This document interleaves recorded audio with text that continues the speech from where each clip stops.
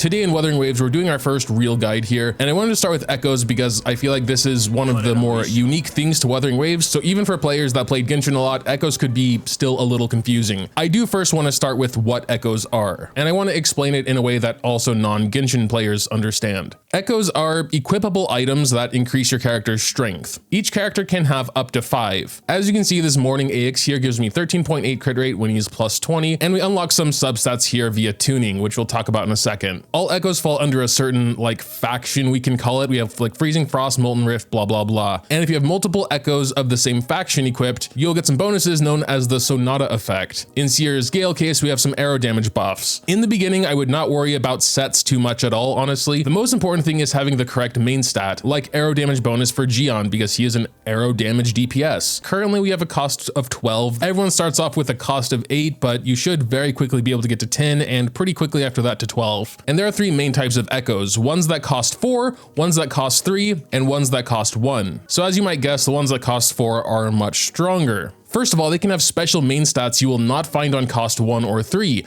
These include crit rate, crit damage, and healing bonus %. There are also special main stats you'll only find on cost 3 and not 1 or 4. These include all the element damage bonus %, like we have arrow damage bonus here, and energy regen like we have on this guy. Cost 1 just have the basic stats that they all have: HP %, def %, and attack %. They still can be strong though, and they definitely have their place, because one or the other of these basic stats are important for every character. DPSs still do appreciate attack. HP based healers like Baiji still want HP %, etc, etc. So it is very important to have the correct main stat. That's the only thing you really need to worry about early game. Typically on cost 4, this will be crit rate for DPSs or healing bonus for healers. For cost 3, DPSs, you want the element damage bonus that they are. For healers or other supports that don't rely on dealing damage, you can just give them energy regen and or the main stat they scale with. Cost 1s, of course, is just going to be the stats they scale with. And by what they scale with, I mean if you go into your forte and you look at the skill details of one of your characters, you can see attack here. Looking at Baiji's forte here and going into skill detail, you can see everything scales with HP, so you'd rather give HP to her. Next, we're going to talk about the secondary stat, this flat attack here under the crit rate. This is very simple. For cost 1 echoes, it will always be flat HP, and for cost 3 and 4, it's always going to be flat attack. This never changes, so literally don't even worry about it. So that is basically what echoes are.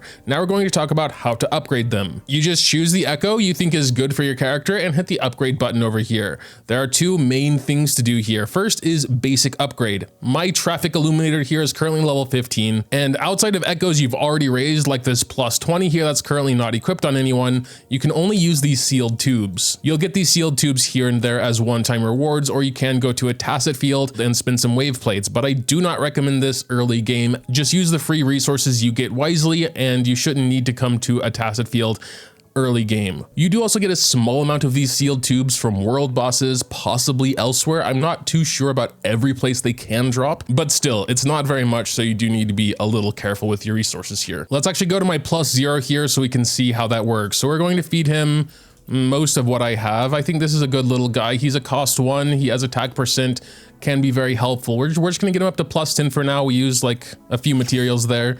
It's as simple as that. The main stat gets increased, the flat HP gets increased. In addition, every 5 levels unlocks the ability to get 1 substat. And this is the other way to upgrade them. This is very, very RNG. What you get here is completely random. It can be one of 13 different substats, with usually half or less of them being desirable for any given character. You need to be very careful with these materials because outside of doing tacit field, which we just talked about that you shouldn't do early game, you only get one-time rewards here and there. With the purples and blues, you can be a little bit more willy-nilly with tuning at least. Their tuning materials won't be useful later game when you're running full golden echoes. So when I found an echo I like, I will just do tuning one time, just see what the first substat is. So we got basic attack damage bonus, and since I wanted to give this to my Gion, that's not great. It could be good for someone else, but that's just how it goes. I see that it's not a great stat for the character I want to give it to, so I give up on him for now. We should also talk about actual rarities. You see a lot of golden lines here under the echoes, and then moving down we have some purple lines, and we got 1 blue here as well. And the higher the rarity, the better the main stat.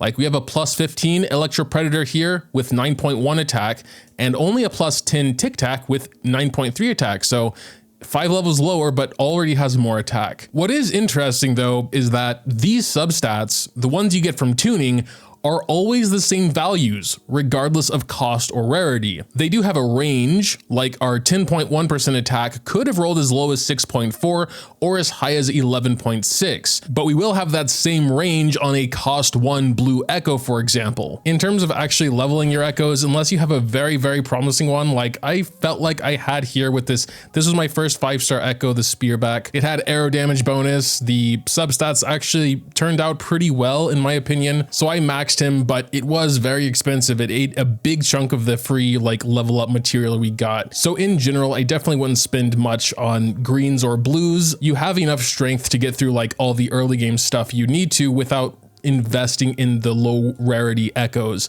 When it comes to purples and golds, I would say be careful, but you can invest in them if they have the right main stat. Use your resources wisely. And lastly, on this page, we're going to talk about the echo skill. Depending on which echo you have in your very first slot, you'll get a special ability in game. As a general rule of thumb, you want your highest cost ones at front because their echo skills are generally more powerful. They deal more damage and or do other special things. The vast majority of these echo skills simply transform you into the echo to do a couple of attacks and then go away. There are some special ones like the Inferno Rider. If you hold the skill, you'll hop on the motorcycle and can drive a short distance. In most cases for general combat though, you do want a cost 4 here. In Gion's case, I would really want this guy. I am waiting until I actually get one with crit rate though, because his echo skill, not only will I transform into him, do some pretty big attacks, but after it ends, I will also get an arrow damage and heavy attack bonus. So he buffs me as well. There is like a special class 4 for most DPSs, depending on the type of damage you do, like Lampy Lumen will increase Glacio damage, etc, etc. So I know that was a lot. Thankfully, the next section is a lot more simple. How do you actually get the echoes? Especially in the beginning, what I would do is just run around willy-nilly, go collect stuff, go open chests, and kill every enemy you come across. After you defeat a group of enemies, you might notice this here, and you can absorb them. And there, we have an echo now. We got a purple Havoc Dreadmane. It's literally as simple as that. You don't actually need to spend any wave plates to get echoes. That is basically what I would do in the beginning. Anytime you see a group of enemies, don't run past them, don't ignore them, delete them, and make sure to check if they actually do drop an echo that you can absorb. Early on though, I would try and do some focused farming with the help of your data bank. Raising your data bank level is incredibly important. First, we're just going to talk about why it's important, and then how to easily raise it. Not only do you get lots of cool one-time rewards, including force release components which increase your max stamina, but this is also how you increase your cost limit. It starts at 8 like we talked about earlier, then it goes to 10 at level 2 here, so that should be very fast, and then once you get up to level 9, which again shouldn't be too hard, we get to 12 cost limit, so that's very important by itself. But what is possibly more important is the highest drop rarity here. It starts at level 2, so at level 5, when you defeat an enemy and they drop their little shadow thing you can absorb, there is a 30% chance that you get a 3-star instead of a 2-star. As you raise it, the chance for a 3-star goes higher until you cannot even get 2 stars anymore, and then you have a chance for 4 stars. And then as you raise that further, you cannot even get 3 stars anymore, but instead you can start absorbing 5-star. Why is it 5-star? What the hell? It says 5-star, but they literally only have 4 stars. Now I'm confused. I can count to 5? 1, 2, 3, 4.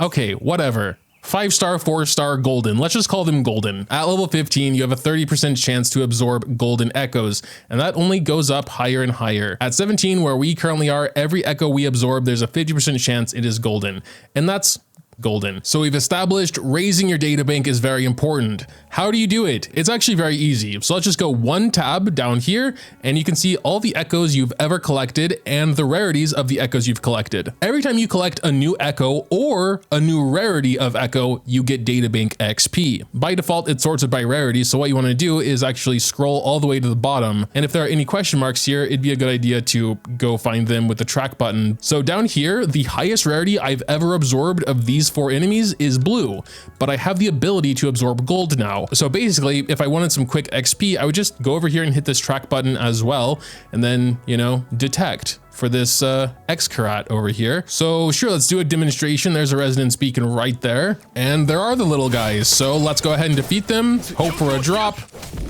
We actually did get a drop. There we go. You can actually see our data bank level. First try, we got a golden one, so we got actually quite a bit of XP there.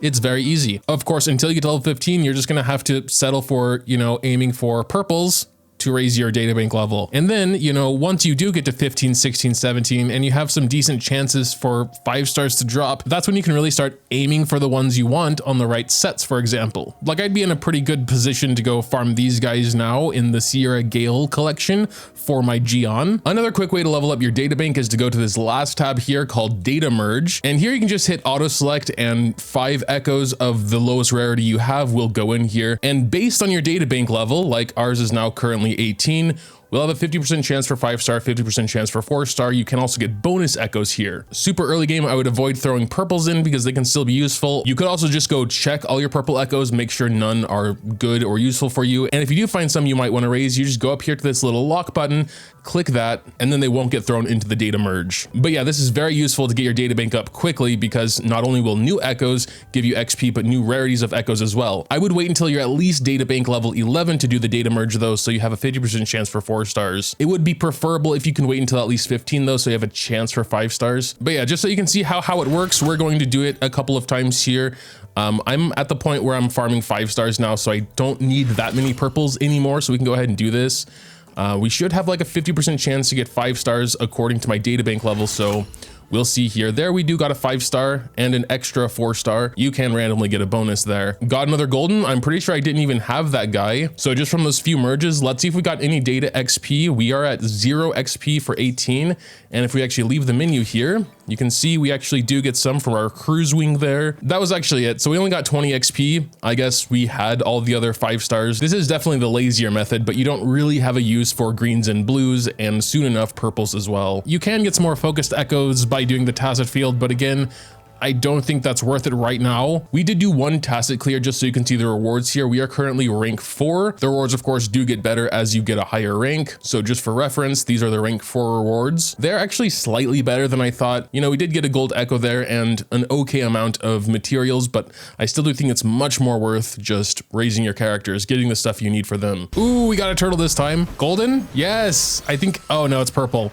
Purple's still good. I saw my data bank going up over there and I was like, yeah, we got a gold, but no. Also, to be clear, you do not need to spend any wave plates to farm them like this. Just ignore this, and when the boss respawns, it'll go away. And one last thing I honestly kind of contemplated even mentioning, but there are a few unmarked but very high level and hard enemies you can defeat early on to get a guaranteed golden drop. I showcased one of them in my level 30 video, and I may have accidentally said they respawn every day. Well, they don't. We just checked the other day and they weren't there. If you want to do that, here's the location of the bear anyway, a little bit left of Depths of Elusive Realm. I would only recommend doing this in co-op though, so that if one of your teammates dies, then the bear's health won't reset. Stuff like this is only for the uber sweaty though, because you can just run around and raise your data bank like a normal person. And very soon enough, you can just naturally get 5 stars anyway. So I don't even really recommend this. It's just a pain for no reason. But yeah, I suppose that'll pretty much do it for the little echo guide here. I know it was kind of a lot.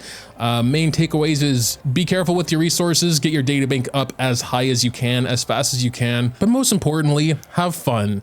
No, I'm just kidding. Don't sleep. Don't sleep. Get your data bank to 15. Even if you have to call in sick to school or work, do it.